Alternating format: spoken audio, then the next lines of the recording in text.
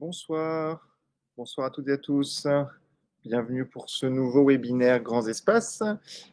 Encore une fois avec moi, pour celles et ceux qui ont l'habitude, mais c'est un plaisir de vous retrouver à nouveau pour ces petits événements donc, qu'on essaie de multiplier et qu'on va continuer à proposer régulièrement à partir de septembre. Il nous reste encore 2 webinaires jusqu'à juillet, avec un sur la Norvège et puis un sur l'Antarctique. Et ensuite, on fera une pause sur l'été, donc en juillet-août, et on reviendra en septembre avec un nouveau programme de webinaires, des grandes conférences aussi avec des invités. Voilà, c'est un format qu'on va développer au fur et à mesure.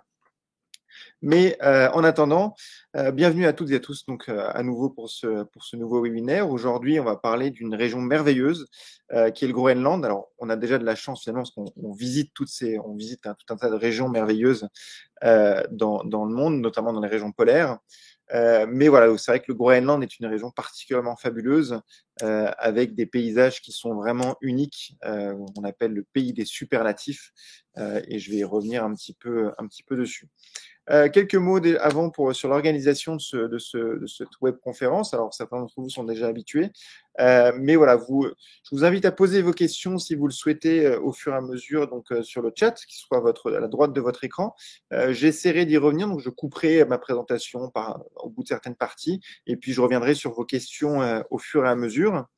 Vous recevrez aussi un lien à la fin de ce webinaire, donc quand on clôturera tout à l'heure, vous recevrez un lien pour pouvoir assister au replay si vous le souhaitez.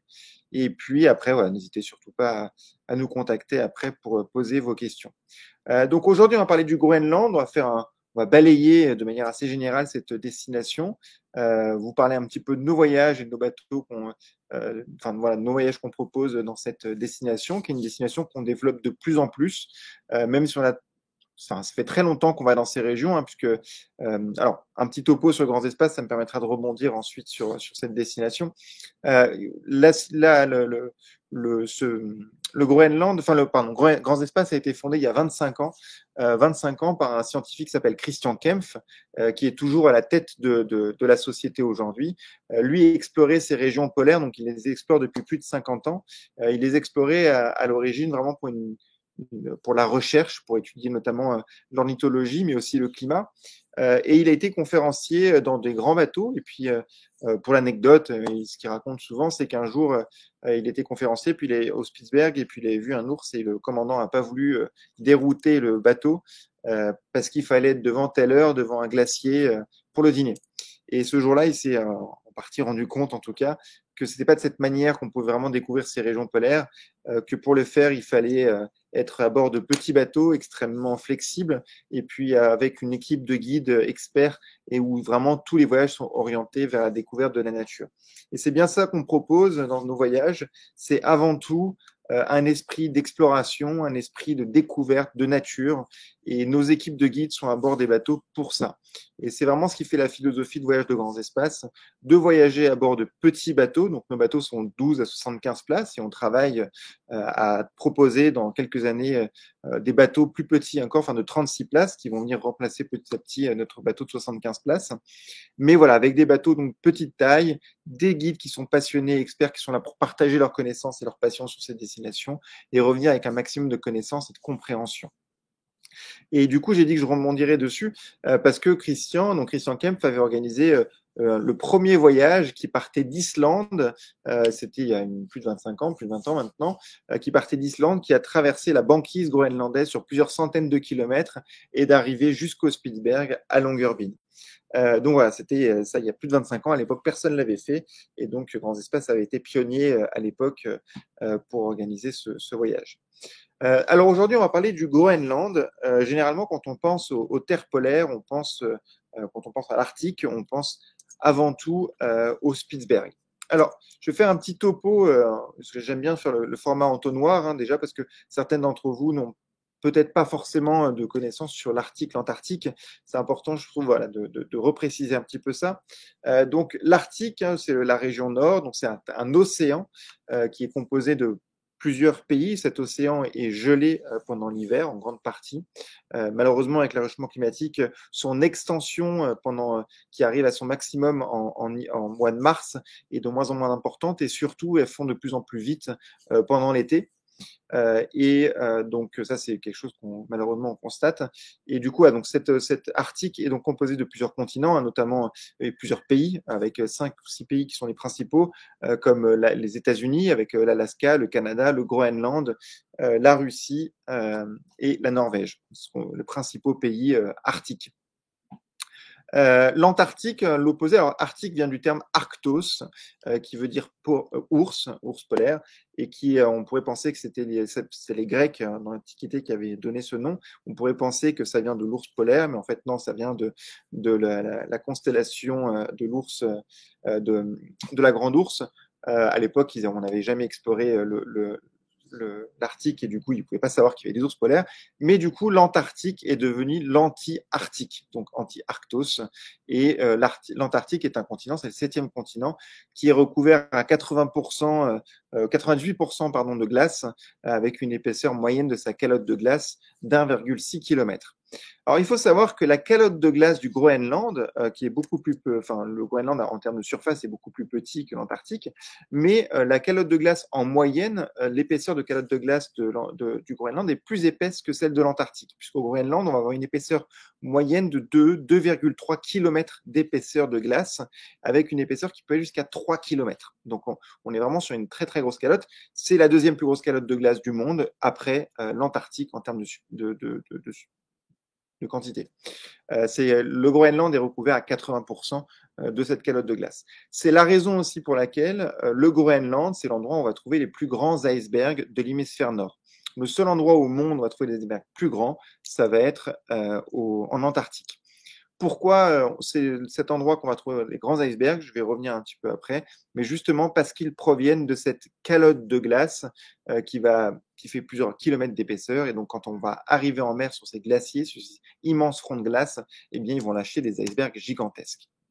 Alors, justement, quel paysage? Alors, je voulais juste comparer un petit peu parce que on parle beaucoup encore une fois, le Svalbard, l'archipel du Svalbard et du Spitsberg est généralement le plus connu pour une première découverte polaire. C'est vrai que généralement, on le propose un petit peu plus pour une première découverte parce que c'est un concentré polaire en termes de variété de paysages, en termes de faune. C'est véritablement le royaume de l'ours polaire. Et du coup, pour une première découverte polaire, c'est assez pratique aussi parce que c'est proche en termes de possibilités, enfin en termes de vol. On n'est qu'à 4 heures de vol depuis Paris. Donc, voilà, une petite différence entre le Spitsberg et le Groenland, des paysages déjà. Le Spitsberg, là, c'est une photo du Spitsberg, des glaciers qui sont finalement assez bas, avec une 40, 50, 60 mètres de hauteur. Parfois, on est un peu plus haut, avec des montagnes assez basses, pointues. On est sur des montagnes plutôt entre 1500, 1600 mètres, 1700 maximum, pointues. Alors qu'au Groenland, on va être sur des immenses fjords avec des grandes montagnes qui peuvent dépasser les 3500 mètres dans certains endroits, avec justement cette calotte de glace et ces icebergs gigantesques qu'on va avoir dans les fjords. Une grande différence aussi, hein, c'est la vie. Le Svalbard n'a jamais été colonisé, contrairement au Groenland, hein, qui a eu plusieurs colonisations. Et du coup, on va pouvoir y retrouver de la vie. Cette vie, ces villes, ces villages, on va principalement les retrouver sur la côte ouest du Groenland, parce que je montrais les cartes de glace tout à l'heure. L'ouest du Groenland, en fait, est vivable, c'est-à-dire que la mer du Groenland va se libérer plus rapidement de glace, alors que tout l'est du Groenland, notamment le nord-est du Groenland, reste prisonnier des glaces la majeure partie de l'année. Ces fameux icebergs gigantesques, hein, géants, c'est pour ça qu'on parle du pays des superlatifs, parce que c'est des immenses montagnes, c'est des immenses icebergs, d'immenses calottes de glace, des immenses fjords, avec le plus grand réseau de fjords du monde, notamment le Scoresbysun, hein, qui fait 350 km de long, j'y reviendrai après. Et du coup, voilà, ces icebergs-là, c'est l'Ocean Nova, hein, donc c'est l'un de nos bateaux, c'est un de nos principaux bateaux, donc c'est notre bateau de 75 places, qui là est dans le Scoresbysun, justement, qui est un grand bateau, hein, qui fait quand même 79 mètres de long, donc c'est pour vous donner un peu une idée de la taille, la dimension de ces icebergs. Un petit mot sur l'océan Nova, c'est amusant parce que quand on navigue avec, d'ailleurs sur la côte ouest, c'était un ancien express côtier groenlandais, donc les villageois le reconnaissent assez facilement. Auparavant, il avait une coque rouge avant d'être réhabilité en bateau de croisière, et du coup maintenant il est bleu. Mais c'est un bateau qui est très facilement reconnaissable.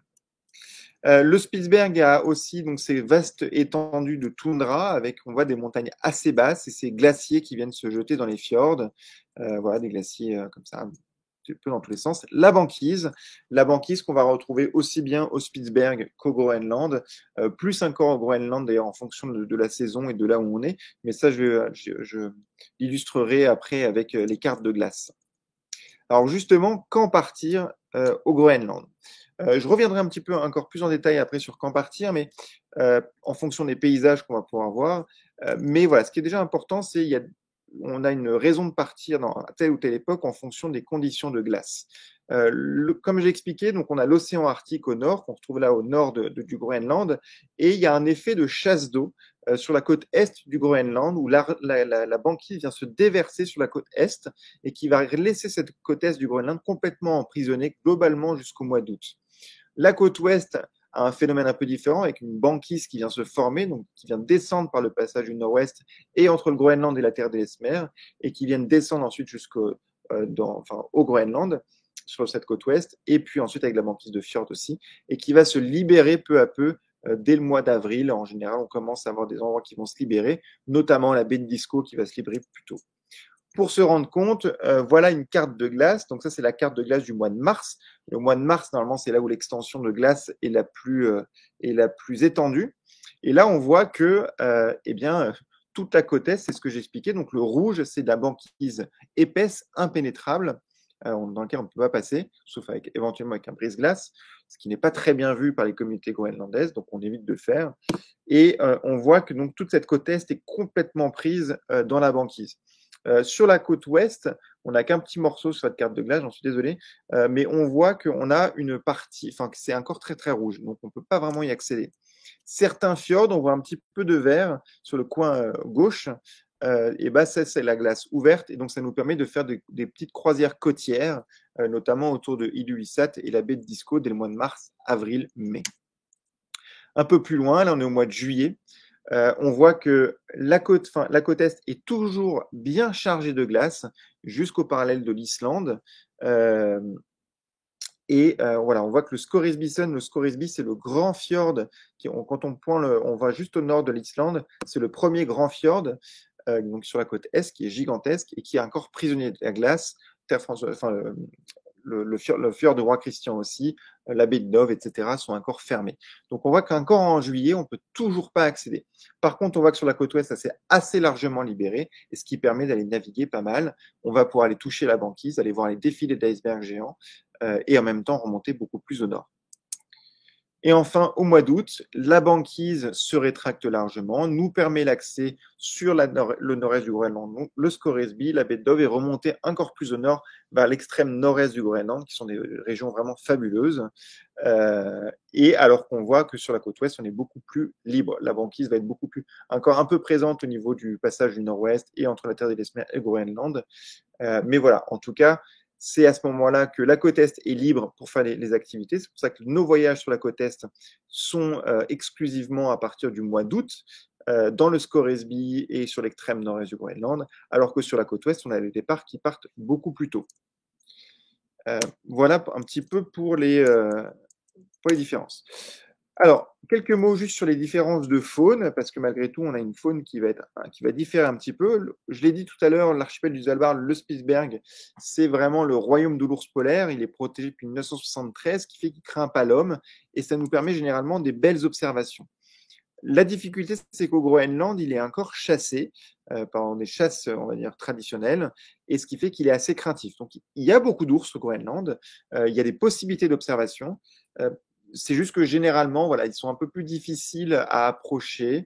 Une approche d'ours, on fait toujours extrêmement attention au comportement de l'ours pour éviter d'avoir. On n'est pas là pour le déranger, donc on est là vraiment pour pouvoir l'observer dans les meilleures conditions possibles.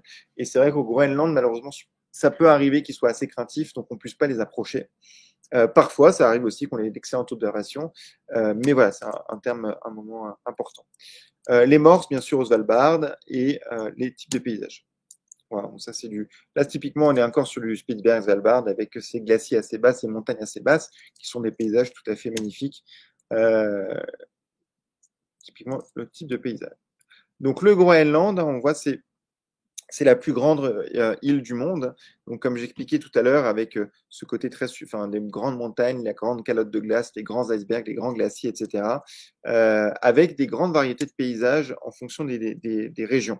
Avant de parler des régions, donc un petit peu la faune, une faune assez emblématique aussi, hein, le bœuf musqué qu'on va retrouver au Groenland, qui est un animal assez peureux, mais généralement on arrive à en voir dans les voyages, parfois assez loin, parfois un peu plus près, mais c'est quand même une observation assez régulière. Ces icebergs gigantesques, donc là, il faut se dire que le Zodiac est une centaine de mètres de l'iceberg. Avec le téléobjectif, ça écrase un peu la photo, on a l'impression qu'on est collé. Mais voilà, là, c'est moi qui ai pris la photo, donc je me souviens bien, l'iceberg était gigantesque, il faisait plus de au moins 60-70 mètres de haut. C'est quelque chose de vraiment impressionnant. Ces décors aussi qu'on va avoir, là on est plutôt sur une photo d'hiver sur la côte ouest avec les villages comme ça qui sont bordés par ces icebergs qui sont des immeubles flottants qui passent devant les villages. C'est quelque chose de tout à fait incroyable. Et ces fonds de fjord avec ces montagnes très très hautes et ces icebergs très très grands. On ne se rend pas compte là sur la photo parce qu'on a l'impression que les icebergs sont petits, mais là on est très très loin et la montagne est très haute puisqu'elle fait plus de 3200 mètres de mémoire. Et on a ces icebergs qui en réalité font des dizaines et des dizaines de mètres de haut et parfois une centaine de mètres de longueur. Enfin, c'est des centaines. C'est voilà, très très impressionnant. Donc les villes, comme je vous ai parlé, alors les villes c'est un peu un grand mot, hein, le Groenland fait 6 fois la France de mémoire et on n'a que 40 000 habitants. Donc forcément on a quelques villes un peu importantes, Nuuk notamment, la capitale qui a environ 10 000 habitants, mais généralement on va plutôt voir des villages de 300, 400, 500, 600, peut-être 1000 habitants, mais plutôt dans les 300, 400 en général. Et voilà, donc ça c'est le petit village d'Itokortormit, pardon, qui est sur la côte est, qui se trouve à l'entrée du Scoresbysund et qui est un petit village dans lequel on passe régulièrement quand on va dans le Scoresby. Alors, je vais parler un petit peu donc de nos voyages au Groenland et différencier un peu ces régions, hein. Il y a 4 grandes régions finalement sur le Groenland. On a la côte nord-est avec le Scoresby et plus au nord, la côte sud-est entre Scoresby qui va redescendre jusqu'à Qaqortoq, la côte ouest un peu centrale avec Ilulissat en remontant vers Nuuk, Ilulissat, la baie de Disco, glacier des Quilles, etc. Et ensuite l'extrême nord-ouest avec le passage du nord-ouest, Tulé et Ranak, qui sont voilà, noms très évocateurs, qui sont l'entrée du passage du nord-ouest. Et donc voilà, on va revenir un petit peu sur tout ça en images. Alors pourquoi voyager au Groenland? J'ai déjà un petit peu expliqué, mais c'est pour tous ces décors qui sont vraiment uniques. Vraiment, ces spectacles-là. C'est un point d'écart entre le Svalbard, on va dire, qui est vraiment l'explosion de la faune polaire, assez accessible, énormément de colonies d'oiseaux. Du fait qu'on va sur la côte est, par exemple, à partir du mois d'août, les colonies d'oiseaux sont généralement peu parties. Sont plutôt partis, on les voit peu, il y a peu de colonies d'oiseaux, contrairement au Spitsberg où quand on y va en juillet, bah, c'est vraiment l'explosion de la faune. Comme j'ai dit, les ours sont chassés, mais globalement toutes les espèces sont chassées, et ce qui fait qu'elles sont généralement assez difficiles à observer, que ce soit les ours, que ce soit les phoques, que ce soit les bœufs, etc. Mais il y a de la faune. Par contre, le Groenland, c'est vraiment le côté époustouflant des paysages. C'est des paysages vraiment du bout du monde, comme on ne peut pas les imaginer. Enfin, c'est quelque chose de vraiment incroyable. Et en plus, avec le rencontre avec les communautés locales, qui est quelque chose qu'on n'a pas au Spitsberg. Donc voilà, ces paysages, ces icebergs géants, ces glaciers gigantesques. Là, on a sur la photo en haut à droite, et en bas à droite, c'est le même fjord, hein, c'est le glacier d'Ilulissat, pardon, qui est un endroit incroyable. On est vraiment sur alors, si vous avez déjà été au Spitsberg, on est sur des quantités de glace et vraiment d'une proportion incroyable. Rien à voir par rapport au Spitsberg, même si au Spitsberg, on a parfois des glaciers. Il y a des très très beaux glaciers, mais là, on est sur des choses vraiment gigantesques. Donc la faune, hein, j'en ai parlé, les ours, les bœufs musqués, les renards aussi. Alors c'est assez intéressant. Alors j'ai mis exprès la photo d'un renard bleu. Hein. Donc renard bleu, c'est finalement ces renards qui ne muent pas, enfin ils muent en réalité, mais ils ne changent pas de couleur. Si vous ne le savez pas, je vous le rappelle, les renards polaires ont une fourrure blanche pendant l'hiver et une fourrure plutôt marron, grise pendant l'été. Et on a une espèce un petit peu différente qui est le renard bleu, qui en réalité est marron, mais bleu parce qu'en fait, ça faut avoir des reflets bleus, et qui mue, qui change ses poils aussi, mais qui va rester de la même couleur. Au Spitzberg, c'est vraiment une aberration, enfin une aberration génétique, entre guillemets, dans le sens où on peut en voir entre 3 et 4% des renards polaires, renards arctiques au Spitzberg. Enfin, c'est seulement 4% des renards au Spitzberg sont bleus. Au Groenland, on est plus proche des 40-50%, donc on a beaucoup plus de chances d'en voir des comme ça. Les espèces aussi, alors forcément le morse, le phoque barbu, les phoques à capuche aussi, qu'on peut voir assez régulièrement. Le narval, alors le narval, c'est un peu une erreur de ma part d'en mettre une photo. J'en mets parce qu'on ne sait jamais, mais c'est extrêmement, extrêmement rare d'en voir. Le narval est une espèce extrêmement farouche. Il faut passer beaucoup de temps à l'affût, généralement, pour avoir une chance d'en voir, ou une chance incroyable. Mais voilà, ça reste quand même la licorne des mers. C'est une espèce qui est très, très, très, très, très difficile à voir. Si vous avez la chance d'en voir, félicitations parce que c'est vraiment extrêmement, extrêmement rare. Donc, voilà. Donc, je l'ai mis comme ça pour en parler, pour en dire un mot. D'ailleurs, pour la petite anecdote, hein, sa corne, hein, n'est pas une corne, c'est une dent torsadée. Ouais, ça me permettait aussi de dire ça. Mais voilà, dans le narval, bien sûr, est une espèce emblématique, mais extrêmement difficile à observer. Je vais faire une petite pause sur ma présentation pour revenir sur deux questions qui ont été posées. Est-ce que les Groenlandais comprennent notre anglais scolaire? Alors, ils peuvent comprendre, ça dépend. Il y en a qui ont un anglais scolaire et du coup, on arrive à échanger quelques mots. On arrive toujours à se faire comprendre, même si on ne parle pas forcément la même langue. Mais voilà, on arrive à échanger un petit peu. Il y a toujours au moins quelques personnes dans le village qui parlent anglais. Généralement aussi sur nos voyages sur la côte ouest du Groenland, on a souvent l'un ou l'autre de nos guides qui parlent quelques mots de groenlandais ou du dialecte des villages dans lesquels on va, donc qui permet de faciliter aussi les échanges. Mais voilà, c'est difficile on ne peut pas avoir un échange extrêmement profond avec tout le monde parce que voilà, tous ne maîtrisent pas très bien l'anglais, nous non plus d'ailleurs. Mais voilà, on a souvent des gens à bord quand même qui permettent de faire cet échange. Alors, par rapport à une question sur un voyage sur l'Explorer en septembre, donc qui sera sur l'Est groenlandais, du coup, de mémoire. Je n'ai pas le programme en tête, mais oui. Est-ce qu'on pourra avoir des aurores boréales? Alors, à partir du moment où on est sur l'Est groenlandais, notamment au niveau du Scoresbysund, proche de l'Islande, on est quasiment au niveau du cercle polaire, et ce qui fait qu'on va avoir de la nuit en septembre. Des nuits courtes, mais du coup, qui dit nuit, dit possibilité d'aurore boréale. Moi, mon dernier voyage au Groenland sur la côte Est, euh, on était, euh, on a commencé à avoir de la nuit au sud du Scoresby et on a eu des aurores boréales. À partir du moment où le ciel est dégagé et qu'il fait nuit, dans les régions polaires, il est toujours possible de voir des aurores boréales.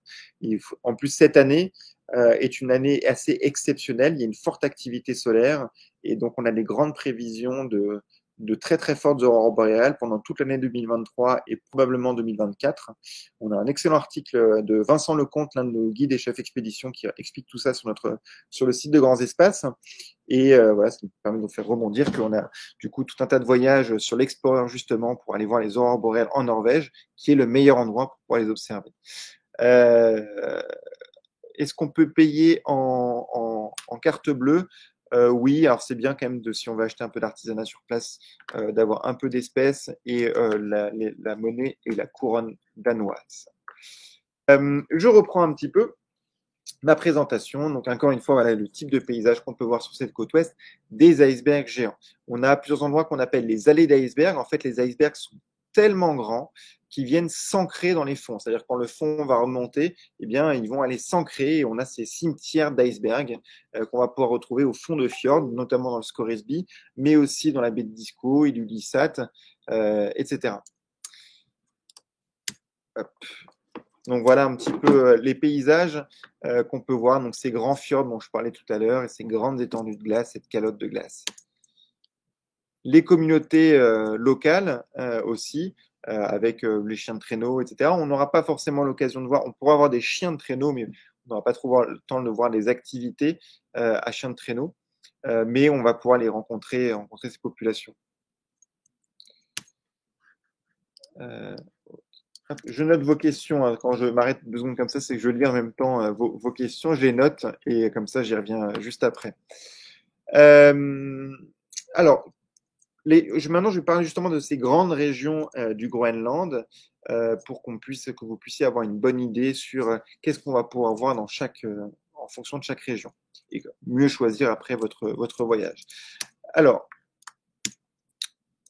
donc j'ai montré la carte tout à l'heure des grandes régions, hein, donc cette est extrême nord-est avec au nord du Scoresbysund, la partie sud et ouest et nord-ouest. Alors on n'a pas vraiment de voyage sur la partie sud du Groenland, on a des voyages qui transitent par là entre l'est et l'ouest, on va y passer parce que le sud est une région qui est tout à fait intéressante, qui est très très belle, plutôt verte, mais je vais revenir dessus, mais finalement qui a moins l'aspect exploration et moins l'aspect polaire. Et surtout, on estime que le nord, principalement, est quand même tout à fait fabuleux, et c'est ce qu'on va aller chercher. Le voilà, ce sud, donc c'est la région, et d'ailleurs c'est la région par laquelle le Groenland a été découverte, hein, par Éric le Rouge, et du coup, c'est aussi pour ça, on pense en tout cas qu'il l'a appelé Greenland, la terre verte, parce que c'était justement cette partie sud très verte. Et c'est pour ça aussi que c'est la région du Groenland où il va y avoir de l'élevage, il va y avoir des plantations et de l'agriculture. Donc c'est une région qui est très très belle. Mais voilà, c'est vrai qu'on n'a pas de voyage on a des voyages qui s'y arrêtent, mais on n'a pas d'exploration spécifique sur le sud du Groenland, en tout cas pas aujourd'hui. On va remonter du coup plus à l'ouest et vers le nord, donc avec Ilulissat, hein, qui est une ville avec, on a organisé un réveillon chaque année là-bas maintenant, et avec donc c'est un défilé d'icebergs qui passe devant cette ville. Et on va être à l'entrée du coup de la baie de Disco et du glacier d'Eki, qui est un endroit vraiment fabuleux. C'est un immense glacier avec des icebergs gigantesques qui sont chassés là-bas, avec des possibilités de voir aussi de la faune, des phoques, éventuellement des ours, et qui est un endroit assez magnifique. On a un très beau voyage sur le Nanook, donc un bateau de 12 places, qui passe quelques jours spécifiquement dans cette région, qui est vraiment une région qui va être prise dans la banquise à l'époque où on fait les voyages avec les icebergs, etc. C'est un très très bel endroit et jusqu'à Hanak, donc tout au nord-ouest du Groenland, avec cette région de Thulé. On va être vraiment dans la région des chasseurs de narval, des chasseurs d'ours, et puis avec des endroits extrêmement évocateurs avec la terre d'Ellesmer, avec la banquise aussi, des allées d'iceberg, des grands glaciers et vraiment des paysages fabuleux. Je peux vous montrer en une ou deux photos de notre voyage de l'année dernière pour vous donner un petit peu l'idée de paysage qu'on peut avoir sur cette côte ouest. Alors, hop, je remonte un tout petit instant, que je vais partager mon écran. Voilà, typiquement celle-ci.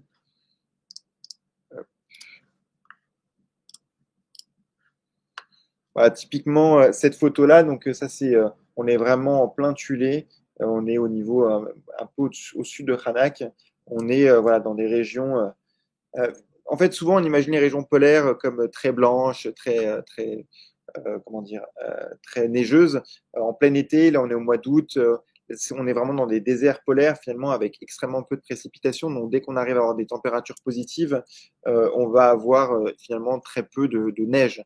Par contre, un tout petit peu de végétation et donc ces paysages un peu désolés, mais avec ces petits villages, ces habitations complètement perdues au bout du monde. Voilà, on est vraiment dans les endroits tout à fait unique et mystérieux, mystique presque, voilà, avec ces montagnes au fond. Il faut savoir que le Groenland est passionnant pour les géologues. On le voit un petit peu au fond ici avec ces strates géologiques. Pour les géologues, c'est vraiment un livre ouvert sur l'histoire de l'humanité. Enfin, l'histoire de l'humanité, pas du tout, sur l'histoire de la Terre, mais c'est voilà, c'est des régions qui sont tout à fait passionnantes. Donc voilà, ça c'était notre voyage de Thulé sur l'océan Nova, donc qui montait jusqu'au nord de Thulé l'année dernière. Donc voilà, quelques images sur Rapalouk, un peu plus au nord, etc. Voilà. Ça vous donne une petite idée de ce à quoi ressemblent ces régions. Hop. Sur la côte est, pardon, on va avoir le Scoresby Sund, qui est un endroit aussi tout à fait incroyable. Donc, ce que je disais, hein, le Scoresby, c'est le plus grand réseau de fjords au monde, hein, qui fait 350 km de longueur, qui peut atteindre par endroit 1500 mètres de profondeur et va être encerclé de montagnes qui peuvent monter jusqu'à 3000 mètres. Donc, on est vraiment voilà, c'est un fjord qui est tout à fait magnifique. Et du coup, on est vraiment super heureux parce que l'année prochaine, on propose des voyages spécifiques au Scoresby Sund. C'est-à-dire on va partir de Constable Point. Je vais vous montrer sur la carte pour vous donner une meilleure idée. Donc, à nouveau, je vais me permettre de partager mon écran et sortir un peu cette présentation. Hop. Donc voilà, donc là vous avez le Groenland. Donc le fameux Scoresby, c'est celui-ci, avec Itokotormit, qui est le petit village dont je parlais tout à l'heure, c'est environ 300 habitants à l'entrée. Et on a donc des voyages qui partent de Constable Point. En fait, vous avez une petite piste d'atterrissage que je ne vais pas retrouver comme ça, si, qui est par ici. Il faut me croire sur parole. Ah, bah voilà, et ici. Donc ça, c'est Constable Point. Et donc on a des voyages qui partent et qui reviennent directement ici. On va embarquer là sur le bateau et on va aller se balader du coup dans le fjord du Scoresby. Et là, c'est un endroit qui est somptueux. Vous avez dans des endroits comme ça, on s'en rend pas du tout compte. Là, c'est des images satellites, mais c'est des allées d'iceberg complètement prisonniers du fond. Donc c'est des icebergs qui font des dizaines de mètres de haut et on va venir s'en rapprocher, slalomer dans ces glaces. C'est aussi des zones où on peut trouver pas mal d'ours, donc si on a de la chance, on va pouvoir en observer. Et du coup, on va venir explorer tout ce fjord, ces réseaux de fjords. Et voilà, donc ça, on est super heureux de proposer des voyages l'année prochaine spécifiquement dans ce fjord, parce qu'on a très peu de navigation, voire pas. Et en fait, toute la navigation se fait dans le fjord et on est dans des endroits vraiment somptueux. On a d'autres voyages après qui remontent vers le nord aussi, qui sont sur l'extrême nord-est du Groenland, qui sont vraiment magnifiques. Pour vous donner quelques idées un petit peu de ce Scoresby, Sun, je vais vous montrer une ou deux photos supplémentaires. Tac, tac, tac, tac, tac. Je vais pas les trouver ici. Hop, alors, pardonnez-moi juste une petite seconde que je puisse vous partager cette photo que je vais vous montrer à tout prix parce que je trouve qu'elle symbolise très bien ce fjord. Hop, voilà. Du coup, typiquement, voilà le style de paysage qu'on va pouvoir voir, donc des icebergs géants, ces grandes montagnes avec ces strates géologiques qu'on voit comme ça. Je trouve que c'est extrêmement parlant. C'est vraiment typiquement le style de paysage qu'on va voir avec voilà ces grandes strates géologiques voilà, qu'on va venir voir. Et puis ces icebergs géants qu'on va venir croiser tout au long de notre route. On va aller slalomer en zodiac aux abords de ces icebergs. Et voilà, c'est typiquement le style de paysage qu'on va avoir. Là, pour vous donner une échelle, vous avez l'Océan Nova qui est ici au milieu du fjord. Enfin voilà, donc, et voilà, ces fameuses strates géologiques de roches presque peintes qu'on va aller voir. Et là, on a généralement des géologues à bord. C'est des conférences tout à fait passionnantes pour mieux comprendre un petit peu tout ça. Et voilà, on est au fond d'un des fjords du Scoresby avec ces icebergs gigantesques au milieu. Voilà, c'est pour vous faire un petit peu rêver sur cette destination qui est vraiment magnifique. Donc voilà un petit peu pour les grandes différences sur ces régions du Groenland. Alors, à quelle saison voyager en Arctique? On en a un petit peu parlé tout à l'heure avec la banquise, donc les possibilités. Mais on a tout de même des voyages qui s'organisent dans certaines régions plutôt en saison.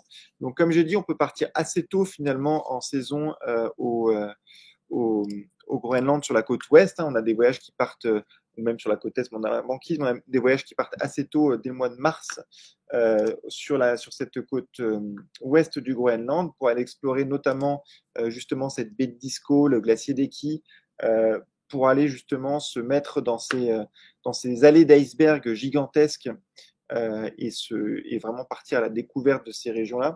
C'est plutôt partir du mois de mai, pardon, pour les voyages qui partent d'Ilulissat sur le Nanook.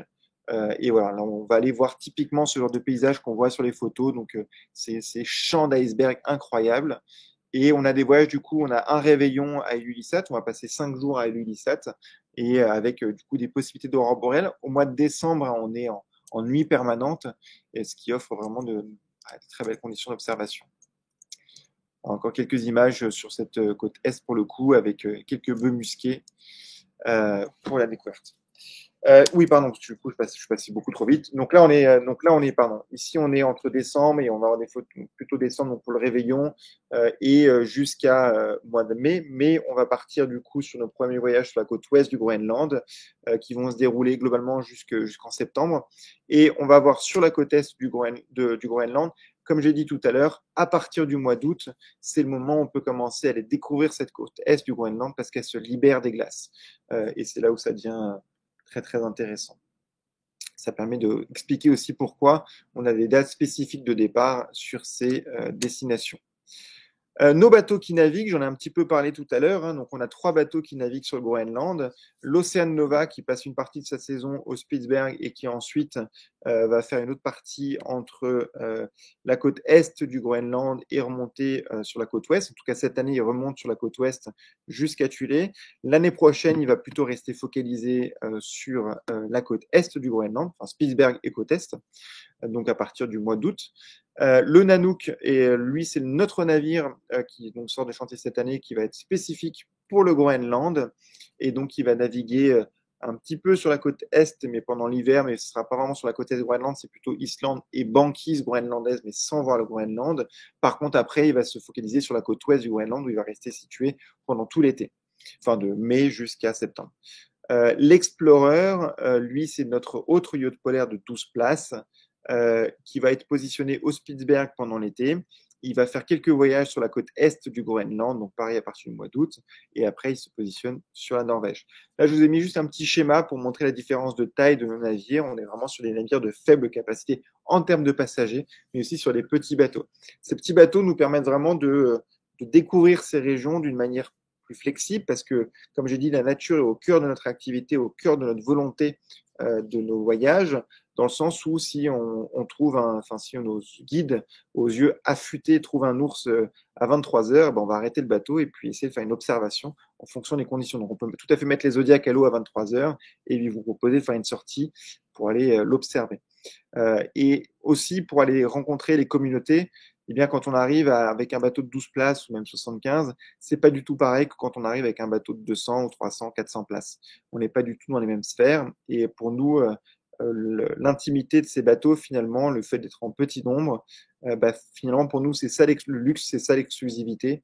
Et on n'a pas besoin de spectacle ou de piano spectacle ou piano bar à bord. Pour nous, voilà, c'est de cette manière-là qu'on découvre ces régions. En image, alors j'aurais pu mettre une autre image de l'Explorer en condition, mais voilà, c'est quelques images des bateaux qui sont très confortables. Alors, l'Ocean Nova, pour faire un petit mot dessus quand même, c'est un bateau qui a quelques années. Donc, il a une décoration un petit peu ancienne, mais on a un super équipage et puis une hôtellerie excellente. On mange très bien à bord. L'Explorer est un bateau avec des plus grandes cabines qui a été réaménagé en 2021. Et donc, il y a un bateau qui est un peu plus confortable en termes d'espace, seulement 12 places. Vous avez 2 guides à bord. L'Ocean Nova, vous avez 7 guides généralement, ainsi que votre chef expédition. Et le Nanook, c'est un bateau qui sera du même standing que l'Explorer, avec aussi 2 guides à bord. Les guides, justement, c'est notre équipe de guides qui vous accompagne. Ils sont à la fois les garants de votre sécurité, ils sont là pour être vos pilotes de Zodiac, et puis aussi partager leurs connaissances et leur passion sur ces régions.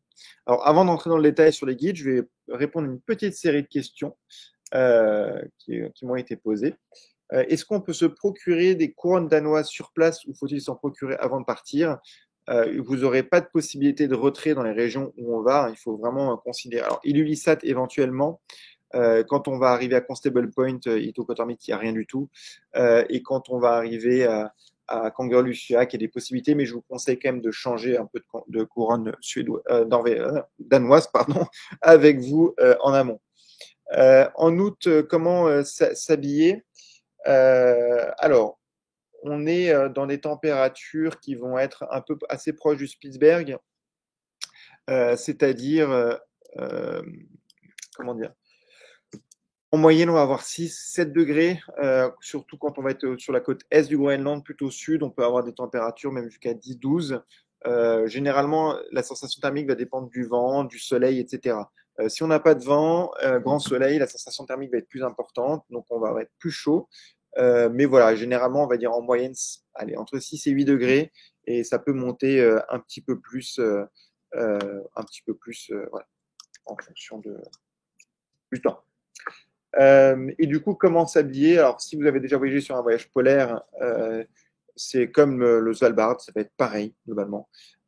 Et sinon, si vous n'avez jamais fait un voyage polaire, nous, ce qui est important, c'est d'être habillé de manière 100% étanche. Alors, quand je dis étanche, c'est pas en combinaison de plongée, mais avec une parka imperméable, un pantalon sur pantalon imperméable, un peu comme une tenue de ski finalement, c'est similaire, et d'avoir plusieurs épaisseurs. Comme j'ai dit, on peut avoir une variation thermique assez élevée dans une même journée. Du coup, il faut être capable de pouvoir enlever ou rajouter des couches en fonction de si on a froid ou si on a chaud. Est-ce qu'il est possible de survoler les lieux en hélicoptère ULM biplace, notamment à partir de l'Océan Nova? Alors, normalement, on va vous proposer, si vous avez déjà réservé, ou sinon, si vous contactez notre bureau, on peut vous proposer généralement des extensions avec des survols en hélicoptère ou en avion dans certains endroits, notamment vers Ilulissat. Donc, il y a des possibilités de survol en hélicoptère. C'est une activité qu'on tend à réduire malgré tout, ou en tout cas travailler d'une manière différente.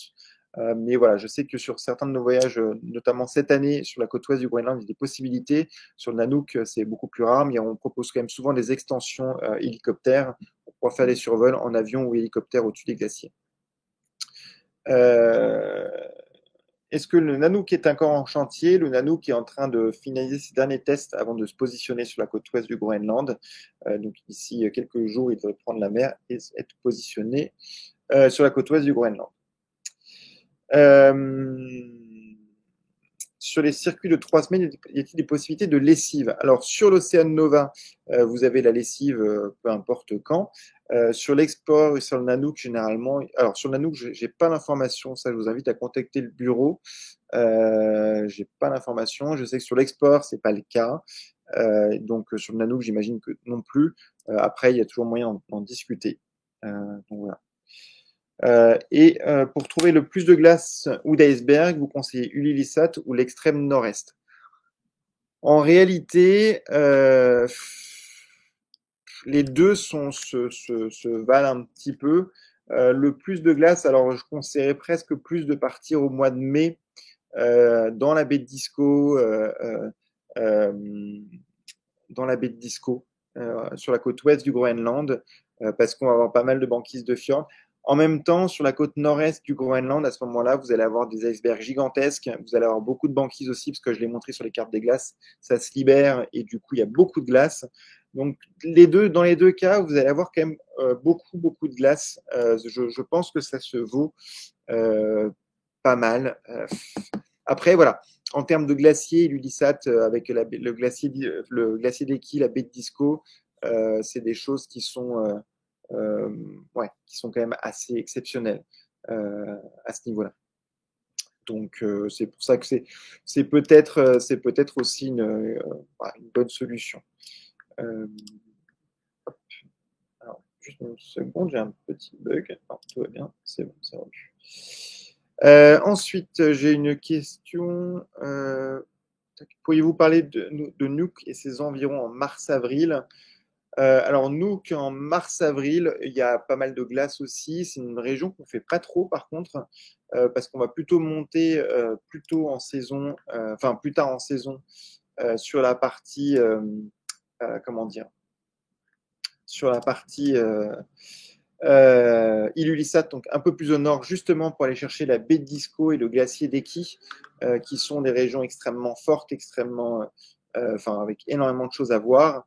C'est pour ça qu'on va pas trop dans ces régions-là, on va pas trop à Nuuk généralement.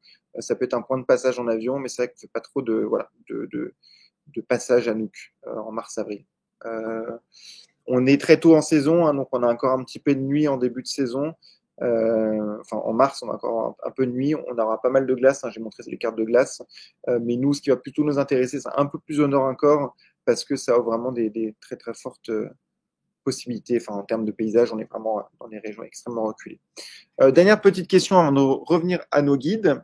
Est-ce qu'il y a des possibilités de filmer en drone?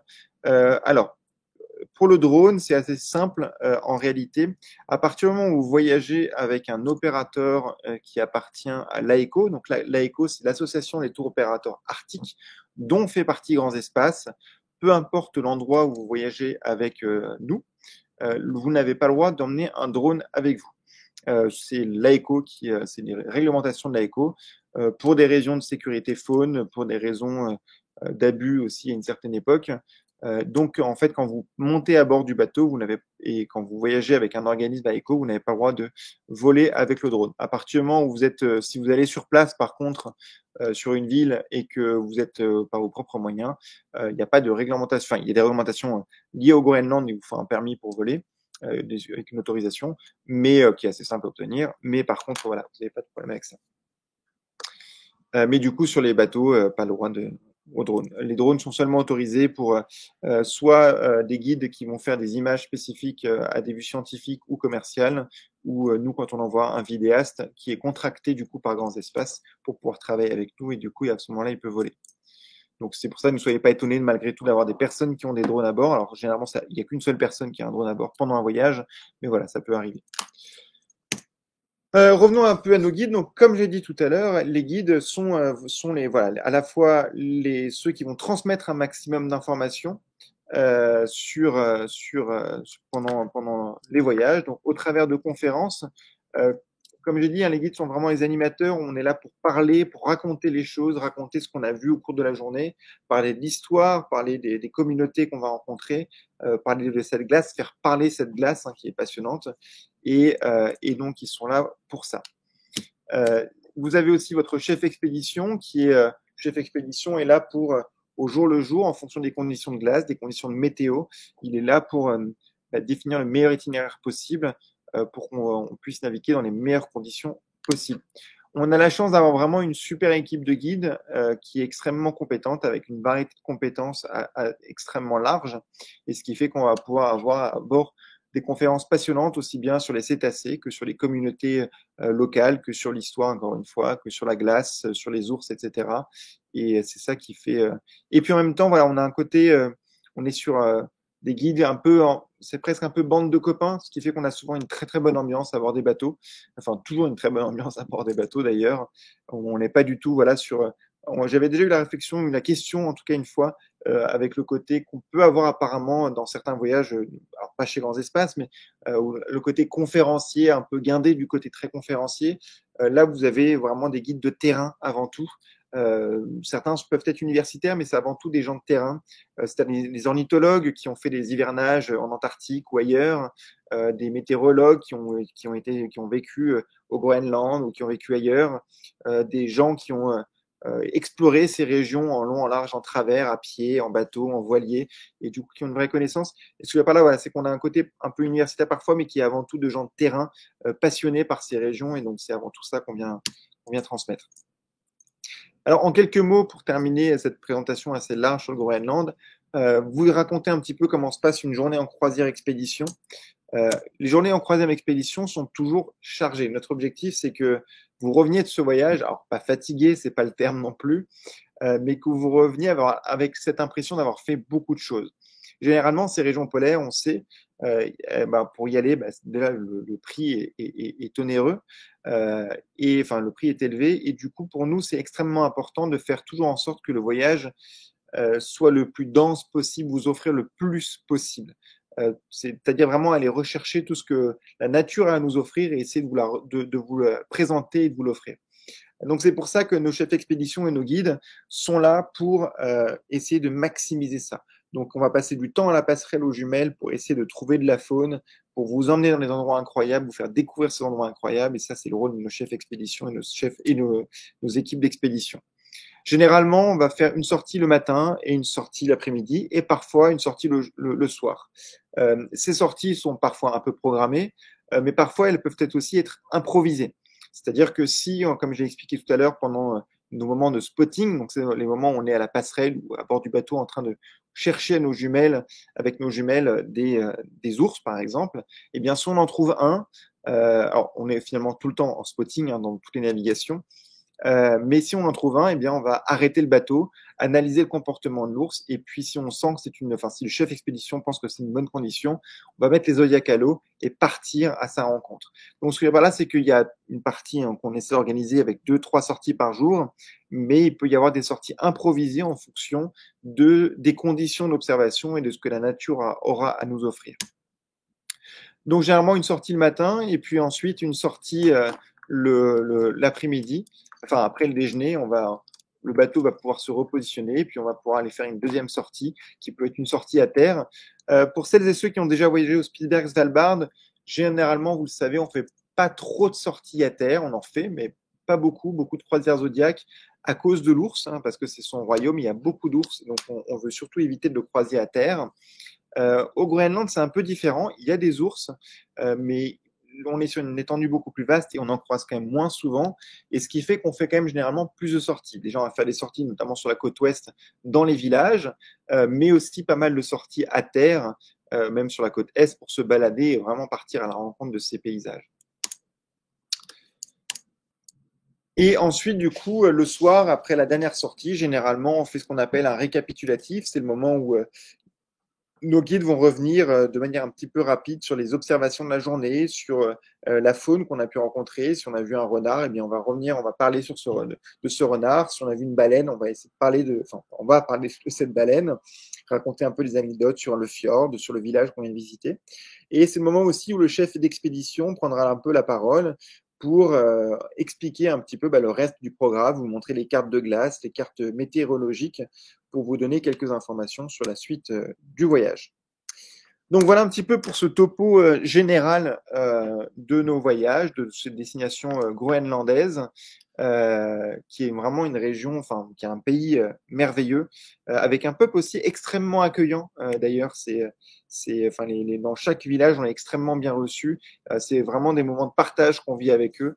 C'est quelque chose de tout à fait intéressant et agréable. Et ça crée vraiment de très très belles rencontres et de très belles expériences. Quelques questions qui m'ont été posées pendant que je parlais. Alors, sur les futurs voyages du Scoresby, est-ce qu'il est intéressant pour certains il peut être intéressant pour certains de savoir que la mer y est toujours très calme. En effet, sur le Scoresby, alors l'avantage de faire des voyages extrêmement orientés sur le Scoresby Sound, c'est qu'on va rester dans le réseau de fjords. Ce qui fait que même s'il y a beaucoup de vent, la mer n'a pas suffisamment d'espace pour se lever et donc on ne va pas avoir de grosses houles ou de grosses mers. Ce qui fait qu'on va rester dans les bonnes conditions de mer de manière générale. On ne va pas avoir de la mauvaise mer. Donc, si vous êtes sensible au mal de mer, c'est vrai que c'est quelque chose qui est aussi un avantage un peu pratique, on va dire, parce que vous avez une mer qui va être globalement calme dans le Scoresby Sound. On va pas faire de grandes traversées, on va vraiment être protégé à l'abri permanent de ces fjords, du fjord, et ça c'est quelque chose d'assez pratique, on va dire. Tout à fait. Est-ce qu'on prête les jumelles? Alors, les jumelles sur l'Océan Nova, non. Sur l'Explorer et le Nanook, on met des jumelles à disposition en prêt. Sur l'Océan Nova, non, parce que ça fait trop de jumelles. Généralement, à la passerelle, il y a quelques jumelles du bateau que vous pouvez emprunter. On en met aussi quelques-unes à disposition au salon d'observation. Mais généralement, on recommande toujours à nos passagers d'emmener avec eux une paire de jumelles, ne serait-ce que pour les emmener à bord des Zodiacs et pour profiter un maximum des observations. C'est quand même vraiment un outil extrêmement important parce que parfois la faune, on ne peut pas s'en approcher à quelques mètres, on n'est pas du tout au zoo, donc parfois on va avoir des observations à 200, 300 mètres de bœufs qui vont être dans la terre, par exemple, dans les terres, et du coup, pour en profiter un petit peu plus, il faut une bonne paire de jumelles, enfin, une paire de jumelles. Pour les randonnées à terre, chaussures de marche plus guêtres ou bottes étanches. Alors, il faut savoir que sur tous nos voyages, on fournit les bottes étanches.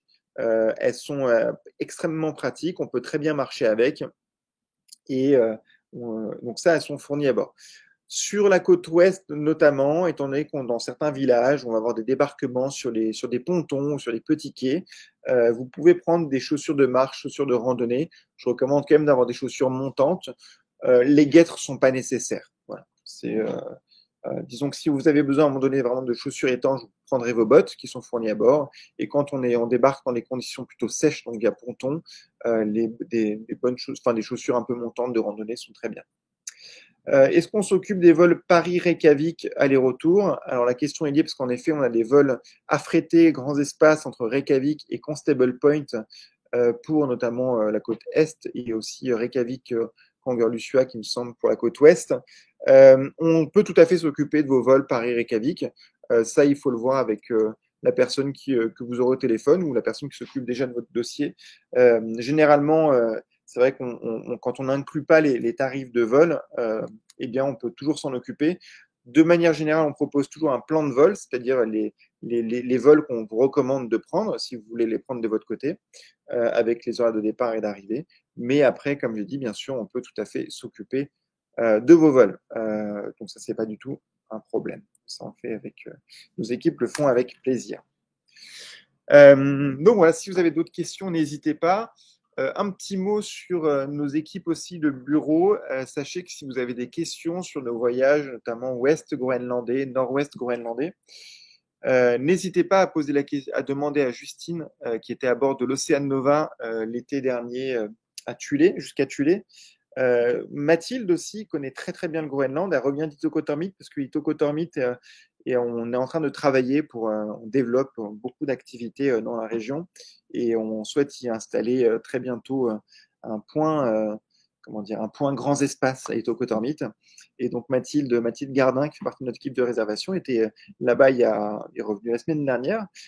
Donc elle connaît très bien cette côte est, elle connaît très bien aussi cette côte ouest puisqu'elle y était aussi à bord de l'Océan Nova. Donc elle saura aussi très bien vous en parler. N'hésitez pas à lui poser des questions sur ces voyages, destinations. On a le réveillon à Ilulissat dont j'ai parlé tout à l'heure. On a fait le premier l'année dernière qui s'est extrêmement bien passé. Et puis on a aussi un voyage un petit peu exceptionnel qui est un voyage en chien de traîneau, alors qu'il n'était pas au catalogue, mais qu'on a fait cette année pour la première fois. Donc au départ de Surapaluk, hein, tout au nord, au-delà de Tulé, avec un chasseur groenlandais et donc en chien de traîneau. Et donc c'était un voyage de 5 jours, enfin 3 jours, 4 jours en chien de traîneau. Et si vous voulez un petit peu une image de comment ça se déroule ce voyage, vous avez eu sur France 2 le dernier Voyage en terre inconnue, pardon, qui se déroulait avec le même guide qui guide avec nous, donc le même Groenlandais qui guide notre voyage. Donc je vous invite voilà, à regarder ce petit reportage et ça peut vous intéresser.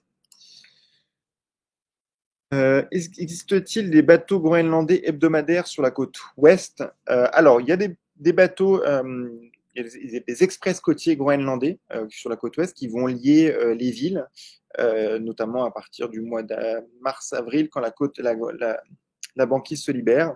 Donc oui, il existe des bateaux, il y a des petits express côtiers groenlandais qui permettent de faire la liaison entre les différents villages de la côte ouest. Dans le Nunavut canadien, quelle est la monnaie? Alors, on a fait tout un webinaire dessus. Je vous invite à reconsulter si vous avez beaucoup de questions dessus. Étant donné que le Nunavut canadien, de mémoire, ça doit être le Canada, donc on est sur du dollar canadien. Je ne veux pas dire de bêtises, hein, mais je pense, parce que j'avoue que là, vous me prenez un peu de cours. Je vérifie, mais oui, c'est du dollar canadien. Très simplement. Tac, tac, tac. Est-ce que j'ai raté des questions? Je regarde rapidement. Donc oui, sachez qu'on développe de plus en plus le Groenland aussi, parce que, alors, pour celles et ceux qui nous suivent depuis longtemps, vous savez peut-être qu'on a longtemps voulu développer l'Arctique russe, hein, qui est une région qui nous passionne beaucoup. Malheureusement, comme vous pouvez vous en douter, avec tout ce qui se passe entre l'Ukraine et la Russie, ce n'est plus des voyages qu'on propose. On espère pouvoir un jour y retourner, parce que malgré tout, c'est des régions qui sont tout à fait magnifiques.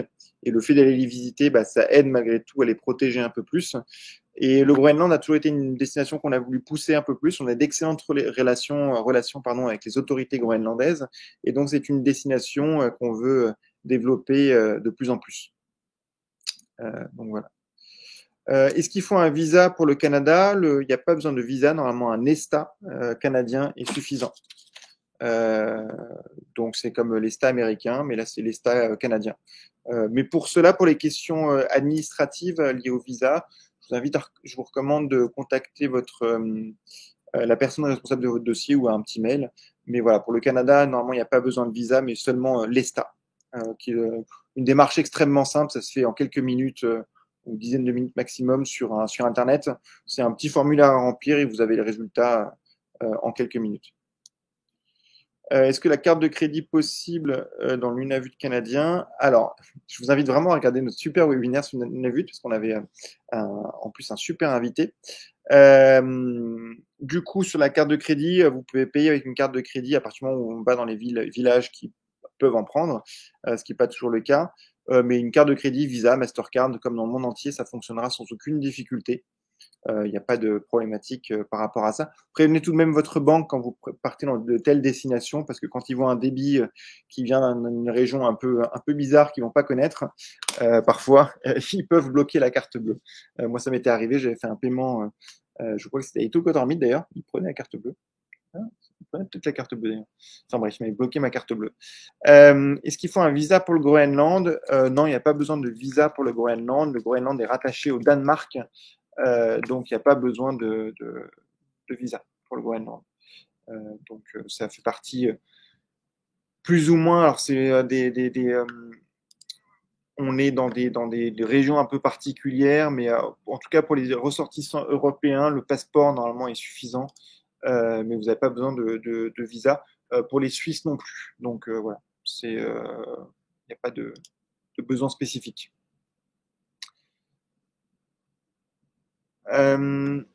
Avec tous ces paysages magnifiques, y a-t-il des artistes réputés ou pas groenlandais? Alors oui, il y a beaucoup d'art groenlandais.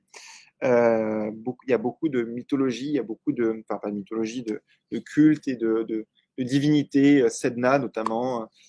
Donc il y a beaucoup d'art inuit et groenlandais, notamment qui sont faits sur l'ivoire des morses, sur des ossements de rennes, sur des peintures, etc. Il y a beaucoup de choses. Malheureusement, je ne suis pas assez calé, on va dire, en art groenlandais. Il y a une galerie d'art à Paris avec qui on travaille de temps en temps, qui s'appelle Art Inuit Paris. Je vous invite à regarder. Ils ont des très belles pièces, ils ont des magnifiques sculptures d'ours polaires notamment, de leur divinité, de peinture. Et voilà, donc ils ont de très belles choses. Donc je vous invite à les regarder. Il y a voilà, ils ont voilà, vraiment des très belles pièces d'art. Je vous recommande fortement. Il y a beaucoup de choses à aller voir, mais oui, il y a de très belles pièces. Mais voilà, malheureusement, je ne pourrais pas vous citer telle ou telle pièce spécifique. Je ne suis pas malheureusement suffisamment connaisseur pour. Je risquerais de dire des bêtises. Voilà. Mais voilà, si vous avez, donc, comme je vous l'ai dit, Art Inuit Paris, on les connaît un petit peu et je sais qu'ils ont des très belles choses. Donc voilà. Si vous n'avez pas d'autres questions, je vais clôturer peu à peu ce webinaire donc, sur le Groenland. Encore une fois, n'hésitez pas à nous contacter, à appeler nos équipes si vous avez des questions, si vous avez besoin d'informations complémentaires, ce sera avec plaisir qu'on y répondra. Vous recevrez à la clôture de l'événement un replay, un lien pour assister au replay de ce webinaire, de cette webconférence. Donc voilà. Et puis voilà, n'hésitez pas à nous écrire. Et puis, j'espère vous revoir à bord, peut-être de l'un de nos navires au Groenland, de Spitsberg ou ailleurs. Ça sera avec grand plaisir. Merci à vous, en tout cas, pour votre présence ce soir avec moi. Et puis, à très bientôt. Donc, on a une présentation jeudi sur la Norvège avec Xavier Allard qui vous présentera la destination. Sachez que tous nos webinaires sont publiés sur notre page YouTube. Donc, Grands Espaces, vous cherchez Grands Espaces sur YouTube et vous pourrez retrouver tous nos webinaires qui sont publiés sur la page. Je vais quand même vous mettre le lien directement là sur le petit chat, comme ça vous pourrez le retrouver. Voilà. Donc voilà, vous avez sur notre page YouTube, vous retrouverez donc tous nos webinaires qu'on publie aussi systématiquement après. Et comme ça, vous pourrez y assister. Merci encore pour votre présence ce soir avec moi. Et puis, je vous dis à bientôt. quelque part, dans ces bouts du monde qui nous passionnent tant. Au revoir, bonne soirée.